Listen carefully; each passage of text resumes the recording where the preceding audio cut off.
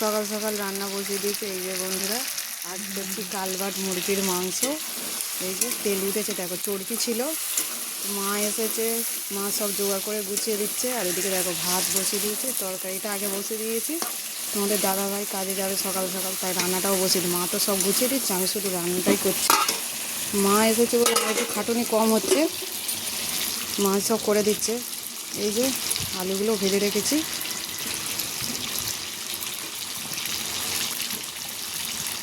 আজ করছি মাংসটা টক দই দিয়ে। এই যে অর্ধেক দিয়েছি আর অর্ধেক আছে এখনও।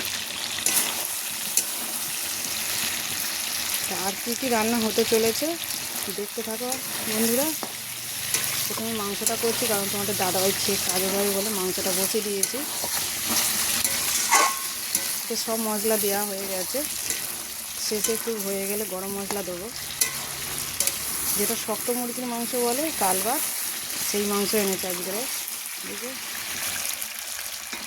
আকাশটা এদিকে মেঘলা মেঘলা করছে। এই যে বন্ধুরা, একটু মেঘলা মেঘলা করছে, আবার রোদ বেরোচ্ছে।